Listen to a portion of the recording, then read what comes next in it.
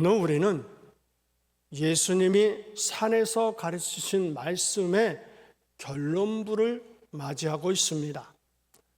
마태복음 5장부터 시작된 이 말씀은 오늘 본문에 이르러 매우 단순하면서도 가슴에 와닿는 비유로 마침표를 찍고 있습니다. 그것은 바로 두 종류의 건축가에 대한 이야기입니다. 한 사람은 반석 위에 집을 지었고 또 다른 한 사람은 모래 위에 집을 지었습니다. 우리가 살아가는 이 세상은 온통 보이는 것에 집착을 합니다. 집을 살 때 보면 외관이 얼마나 화려한지, 인테리어가 얼마나 세련되었는지, 평수는 얼마나 되는지를 먼저 봅니다. 그리고 우리가 자동차를 고를 때도 외형의 디자인과 브랜드의 가치를 먼저 따집니다. 그것뿐만일까요? 사람을 평가할 때도 마찬가지입니다. 그 사람의 학벌, 또한 직장, 외모, 연봉처럼 눈에 바로 드러나는 조건들에 우리의 시선이 먼저 머무는 것이 사실입니다. 그러나 건축 전문가들은 다르게 봅니다. 건물의 가치와 안전을 결정하는 가장 중요한 요소는 눈에 보이는 화려한 벽돌이나 세련된 인테리어가 아니라 땅속 깊은 곳에 숨겨져 있어 눈에 전혀 보이지 않는 기초라는 것입니다. 아무리 수천억을 들여 초호와 유리를 붙이고 또 대리석을 외벽에 장식한 빌딩이라 할지라도 그 밑에 기초 공사가 부실하면 거대한 재난 앞에 한순간에 무너져 내리는 모래성과 같습니다. 이렇게 볼 때 우리의 인생도 우리의 신앙도 이와 똑같다라고 볼 수가 있습니다. 지금 우리의 눈에 보이는 누군가의 신앙생활은 참으로 화려해 보일 수 있습니다. 거룩한 직분을 가지고 있으며 또 유창하게 기도를 하고 매주 빠짐없이 교회에 출석하고 또 사람들에게 칭찬을 받는 모습을 보면 마치 멋지게 지어진 화려한 저택과 같습니다. 그러나 예수님은 오늘 우리에게 질문을 던지십니다. 너의 그 화려한 종교적 외형 밑에 있는 인생의 기초는 과연 무엇이냐? 너는 지금 반석 위에 서 있느냐? 아니면 언제 무너질지 모르는 모래 위에 서 있느냐라고 질문을 하신다라고 볼 수 있습니다. 예수님이 이 비유를 말씀하시기 직전에 하신 말씀이 마태복음 7장 21절인데 이렇게 경고를 합니다. 나더러 주여 주여 하는 자마다 다 천국에 들어갈 것이 아니요. 우리 다 같이 읽어볼까요? 다만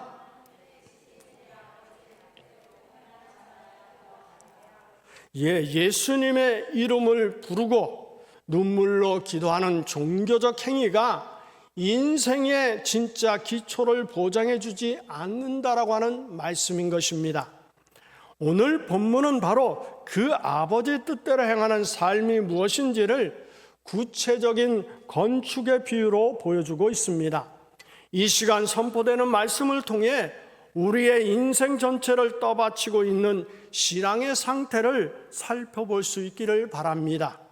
본문 24절을 함께 읽어볼까요? 그러므로 누구든지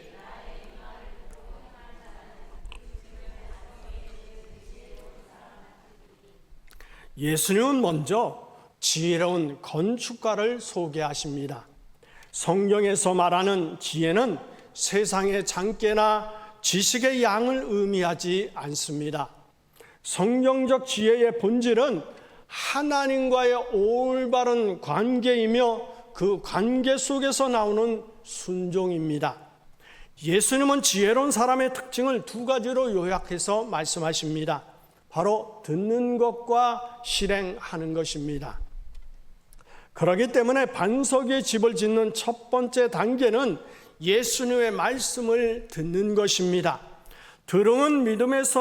믿음은 들음에서 나며 들음은 그리스도의 말씀으로 말미암는다라고 로마서 10장 17절은 말씀합니다. 우리 한번 읽어볼까요? 그러므로 믿음은 들음에서 나며, 그렇기 때문에 우리는 들어야 삽니다. 세상의 수많은 소음이 우리를 유혹하고 또 불안하게 만드는 세상의 가치관에서 귀를 돌려서 영원하신 하나님의 아들이신 예수 그리스도의 음성에 인생의 주파수를 맞추는 것이 지혜의 시작인 것입니다. 오늘날 수많은 그리스도인들이 매주 강단에서 쏟아지는 말씀을 듣습니다. 스마트폰만 있으면 세계적인 목회자들의 설교를 언제 어디서나 들을 수 있는 말씀의 홍수 시대에 우리는 살아가고 있습니다. 그러나 안타깝게도 들은 말씀이 우리의 영혼을 평안화시키고 삶을 뒤흔드는 능력으로 나타나지 못할 때가 더 많다라고 하는 것입니다. 왜 그럴까요? 이 들음의 단계에서 멈추기 때문이라고 볼 수가 있습니다. 그래서 두 번째 단계는 실행하는 것입니다. 예수님은 분명히 말씀하셨습니다. 듣는 것만으로는 부족하며 반드시 실행하는 자라야만 반석의 집을 지은 사람이라고 말씀하고 있습니다. 여기서 실행한다라고 하는 이 단어는 지속적으로 반복적으로 삶의 습관적으로 이렇게 실행하는 상태를 뜻합니다. 이렇게 실행한다라고 하는 것은 단순히 도덕적으로 착하게 살거나 율법적 조항들을 몇 개 지키는 차원을 넘어섭니다. 그것은 내가 들은 말씀이 내 인생의 최고의 가치관이며 절대적인 기준이라고 하는 것을 인정하고 내 삶의 선택과 결정의 순간마다 그 말씀에 나 자신을 굴복시키는 행동을 의미합니다. 어쩌다 한번 기분이 좋을 때 은혜 받아서 순종하는 것이 아니라 매일의 평범하고 치열한 일상 속에서 말씀대로 살기 위해 몸부림치는 삶의 태도가 바로 실행한다는 것입니다. 우리는 흔히 말씀을 깨달았다라고 하는 것을 실행한다는 것으로 착각합니다. 설교를 들을 때 고개를 끄덕이고 참 좋은 말씀입니다, 은혜를 받았습니다 라고 눈물을 흘리는 것은 집을 짓기 위한 설계도의 단계에 불과합니다. 아직 땅은 한 삽도 파지 않은 상태를 이야기하는 것입니다. 진정한 건축이라고 하는 것은 예배당 문을 나서서 세상 속으로 들어가는 그 순간부터 시작되는 것입니다. 물질의 유혹 앞에서 너희를 위하여 보물을 땅에 쌓아두지 말라라고 하는 말씀을 붙잡고 올바른 선택을 하는 것, 또 인생의 염려가 밀려올 때 무엇을 입을까, 무엇을 마실까 염려하지 말라라고 하는 말씀을 듣고 감사의 기도를 드리는 것, 이런 것이 인생의 무거운 바위를 파고 내려가 예수님이 주신 반석 위의 기초를 놓기 시작하는 것이라고 볼 수 있습니다. 그렇다면 지혜로운 사람의 집을 지은 반석은 무엇을 상징할까요? 신구약 성경 전체를 관통한 반석은 오직 한 분 예수 그리스도입니다. 고린도전서 3장 11절의 말씀을 우리 다 같이 읽어볼까요?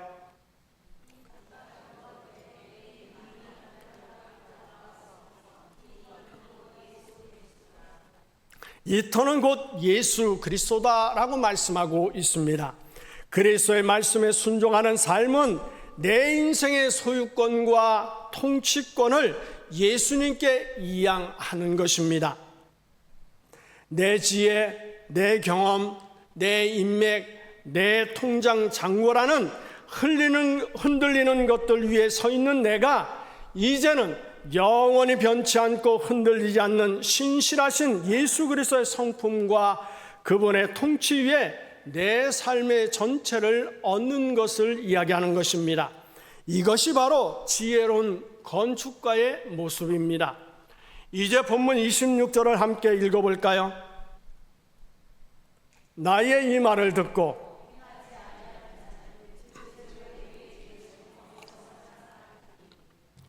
예수님은 두 번째로 어리석은 건축가를 무대 위로 부르고 계십니다.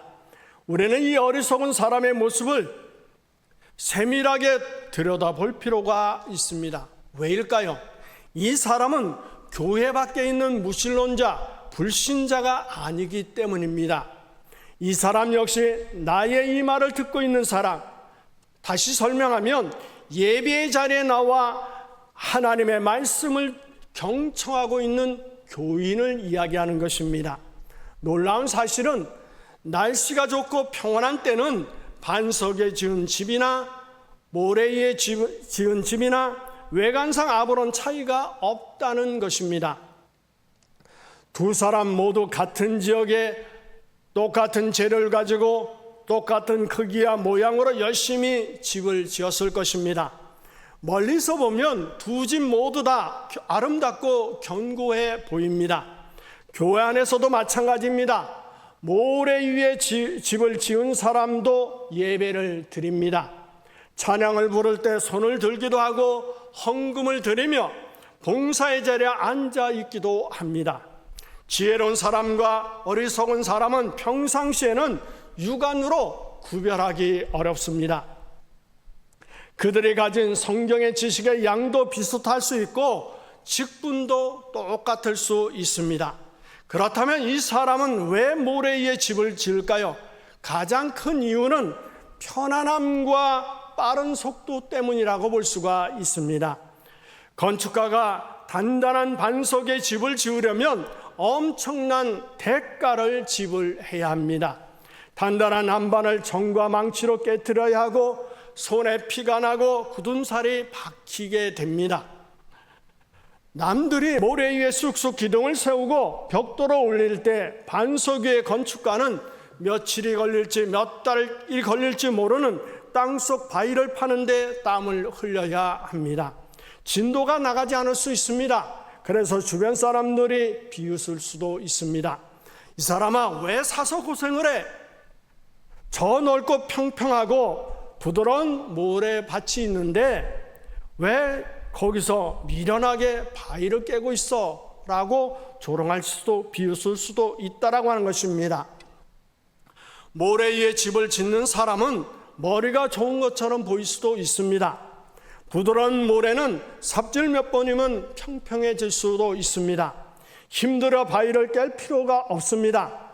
기초 공사를 순식간에 끝내고 반석 위에 집을 짓는 사람보다 훨씬 빠른 속도로 화려한 외벽을 올려 완성할 수 있습니다. 적은 비용으로 가장 효율적으로 가장 멋진 집을 남보다 먼저 완성할 수 있습니다. 이것이 바로 현대 사회가 추구하는 가성비와 효율성의 논리가 아닐까요? 오늘 사탄은 우리에게 이렇게 속삭입니다. 신앙생활 그렇게 힘들게 할 필요 없어. 적당히 해. 말씀대로 다 살다가는 세상에서 손해만 보고 뒤처져. 예배만 잘 드리고 마음으로만 믿으면 되지. 굳이 세상 속에서 좁은 길을 걸으며 개고생할 필요가 있겠어? 편안히 믿어, 편하게. 이렇게 우리를 유혹합니다. 어리석은 사람이 의지했던 모래는 무엇일까요? 그것은 바로 인간의 자아와 감정이라고 하는 것입니다. 그뿐만 아니라 변하는 세상의 가치관을 이야기합니다. 하나님의 말씀보다는 내 경험과 판단이 더 합리적이라고 믿는 교만입니다. 그리고 내 기분과 감정이 좋을 때는 하나님을 찬양하고 상황이 나빠지면 금방 원망으로 돌아서는 가벼운 감정적 신앙을 가진 사람을 이야기합니다. 그뿐일까요? 세상 트렌드와 물질의 풍요가 내 인생을 안전하게 지켜줄 것이라고 믿는 세속주의, 이것이 바로 모래라고 하는 것입니다. 모래는 고정되어 있지 않습니다. 바람이 불면 이리저리 흩어집니다. 물이 들어오면 형태도 없이 쓸려 내려갑니다. 내 생각과 세상의 유행은 끊임없이 변합니다. 그 변하는 것들 위에 인생의 기초를 두고 예수님의 말씀을 지식으로만 소비하는 사람은 겉으로는 아무리 단단한 신앙인 것처럼 자랑할지는 몰라도 예수님의 보시기에는 한순간에 무너질 파멸을 향해 달려가는 가장 어리석은 사람일 뿐이라고 하는 것입니다. 오늘 본문 25절과 27절 앞부분에 보면 완전히 동일한 문장이 나오고 있습니다. 인생의 거대한 현실을 표현하고 있는 것을 알 수가 있습니다. 비가 내리고 창수가 나고 바람이 불어 그 집에 부딪히되라고 하는 것입니다. 예수님은 지혜로운 사람의 집이든 어리석은 사람의 집이든 상관없이 모든 집에는 반드시 비가 내리고 창수가 나고 바람이 부는 날이 찾아온다라고 말씀하십니다. 예수를 잘 믿고 순종하는 사람이라고 해서 인생의 폭풍우가 피해가지는 않습니다. 인생은, 우리의 신앙인은 바로 면죄부를 받은 것이 아니라 폭풍 속에 통과하는 사람이라고 말할 수 있습니다. 이렇게 인생의 밤에 찾아오는 세 가지의 시련의 성격을 한번 생각해 볼까요? 첫 번째는 하늘 위로부터 오는 시련이 있습니다. 우리의 힘으로는 도저히 통제하거나 막을 수 없는 천재지변과 같은 고난입니다. 갑작스레 찾아오는 질병이라든지 또 사랑하는 가족과의 이별, 국가적 재난이나 경제 침체 등 내 의지와 상관없이 위로부터 쏟아지는 인생의 폭우입니다. 두 번째는 땅에서부터 밀려오는 홍수가 있습니다. 밑바닥에서부터 차올라 우리를 잠식하는 위기를 이야기하는 것입니다. 인간관계의 붕괴라든지 경제적인 파산이라든지 또한 억울한 모함과 배신 등 세상의 거센 물결이 내 인생을 통째로 삼키려고 몰려오는 홍수입니다. 여러분이, 저도 잘 가보지 않아서 모르는데 팔레스타인 지역에는 와디라고 하는 이 간헐천이라고 하는 곳이 있다고 합니다. 평소에는 마른 계곡이지만 산지에서 비가 내리면 순식간에 거대한 홍수로 변해서 계곡 아래 있는 모든 것을 쓸어버린다라고 합니다. 모래 위의 건축가는 바로 이런 와디의 위험성을 생각하지 않았다라고 하는 것을 우리는 기억해야 합니다. 세 번째는 사방에서 사정없이 흔들어대는 보이지 않는 영적, 정신적 공격입니다. 우리의 마음을 뒤흔드는 두려움, 우울증, 또 미래에 대한 불안감, 그리고 거센 유혹과 사탄의 시험이 이것입니다. 지금 여러분의 인생에는 어떤 날씨가 펼쳐지고 있습니까? 평온한 햇살이 내려지고 있습니까? 아니면 사방에서 비바람이 치고 발밑까지 물이 차오르는 창수의 위기 속에 있습니까? 분명한 것은 우리의 인생의 이 폭풍우는 옵션이 아니라 필수라고 하는 점입니다. 반드시 찾아오는 것입니다. 이 폭풍우가 가진 가장 중요한 기능이 뭘까요? 그것은 감춰진 기초를 백일하에 드러내는 것입니다. 평상시에는 드러나지 않던 진짜 실력이 위기 때에 드러납니다. 돈이 많고 건강하고 모든 일이 잘 풀릴 때는 내가 믿음이 좋아서 서 있는 줄 압니다. 내 신앙의 집이 아주 튼튼하다고 착각을 합니다. 그러나 건강이 무너지고 사업이 실패하고 또한 자녀의 길에 어둠이 찾아오고 사람들에게 철저히 외면당하는 인생의 겨울이 찾아올 때 비로소 내 인생의 진짜 주소가 드러납니다. 그때 모래 위에 지은 사람은 어떻게 될까요? 본문 27절 후반부에 보면 너무나 참혹한 결말을 말씀합니다. 부딪히되 무너져 그 무너짐이 심하니라. 여기서 심하니라고 하는 말씀은 위대할 정도로 거대하고 철저한 파멸을 뜻하는 것입니다. 듣기만 하고 실행함에 기초를 쌓지 않는 신앙은 위기가 오면 하나님을 원망하고 교회를 떠나며 스스로 절망의 나락에 떨어져 흔적도 없이 사라지고 맙니다. 쌓아올린 종교적 공든탑이 클수록 그 무너짐의 상처와 충격은 더 처참할 수 있습니다. 반면 반석에 지은 지혜로운 사람의 짐은 어떨까요? 25절 후반부에 보실까요? 부딪히되 무너지지 아니하나니 이 주초를 반석 위에 놓은 까닭이요 라고 말씀하고 있습니다. 똑같은 비가 내렸습니다. 똑같은 홍수가 밀려왔고 똑같은 강풍이 집에 사정없이 내리쳤습니다. 집이 흔들리고 창문이 깨질지도 모릅니다. 그러나 집 자체는 결코 무너지지 않고 꿋꿋이 서 있습니다. 이유가 뭘까요? 이 집의 구조가 특별히 화려해서가 아닙니다. 이 집의 기초가 밑바닥에 거대한 반석과 단단히 연결되어 있기 때문에 그렇습니다. 내가 예수님의 말씀에 순종하여 삶의 기초를 예수님께 고정해 놓으면 폭풍이 올 때도 반석이신 예수님 때문에 절대 무너지지 않습니다. 내 힘으로는 도저히 이길 수 없는 위기 앞에서 나를 바치고 계신 반석이신 예수님이 그 모든 무거움과 충격을 대신 감당해 주시기 때문입니다. 그러므로 순종하는 삶을 살아온 성도는 고난의 한복판에서도 노래할 수 있습니다. 시편 기자는 시편 18편 2절에서 이렇게 노래합니다. 우리 다 같이 힘차게 읽어볼까요? 여호와는 나의 반석이시요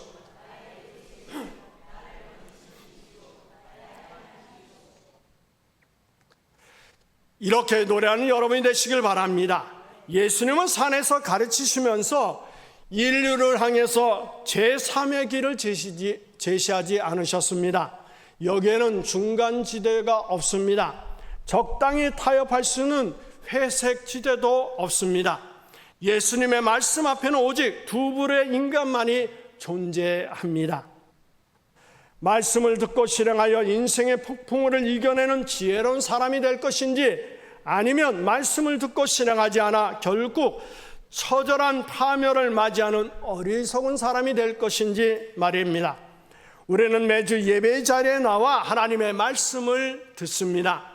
노트를 펴고 설교를 받아 적기도 하고 성경 공부에 참여하여 깊은 신학적 지식을 쌓기도 합니다. 그러나 그 들은 말씀 중에서 자신의 삶의 현장인 가정과 직장과 일상 속에서 실행함으로 이어지는 말씀은 과연 몇 퍼센트가 될까요? 만약 우리가 수십 년 동안 신앙생활을 해오면서도 여전히 내 고집을 꺾지 않고 내 감정의 기복에 따라 흔들리며 세상의 물질과 명예를 소유하는 것만이 인생의 안전지대라고 믿고 살아가고 있다면 우리는 지금 이 순간에도 내 인생의 집을 위태로운 모래 위에 열심히 짓고 있는 중인지도 모릅니다. 지금 당장 날씨가 좋다고 안심하지 마시기 바랍니다. 인생의 밤 비가 쏟아지고 창수가 터지면 사방에서 바람이 부딪힐 그 심판의 날이 반드시 옵니다.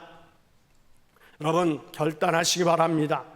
보이지 않는 기초는 파내려가는 작업을 결코 쉽지 않습니다. 내 자아를 깨트려야 하고 내 이심의 바위를 쪼아내야 합니다. 남들보다 손해보는 것 같고 신앙생활을 미련하게 하는 것처럼 보일 수 있습니다. 그러나 예수님의 말씀을 붙잡고 작은 것부터 하나하나 실천해 나아갈 때 우리의 인생은 세상에 감당할 수 없는 견고한 요새가 된다라고 하는 것을 믿으시기 바랍니다. 질병의 폭풍우가 불어와도, 재정의 홍수가 터져도, 죽음의 바람이 우리를 위협해도 나는 무너지지 않습니다. 왜냐하면 내 인생의 주추는 변함이 없으신 만세반석 예수 그리스도 위에 놓여있기 때문이라고 당당히 승리를 선포하는 지혜로운 건축가가 여러분이 되시기를 예수의 이름으로 축원합니다.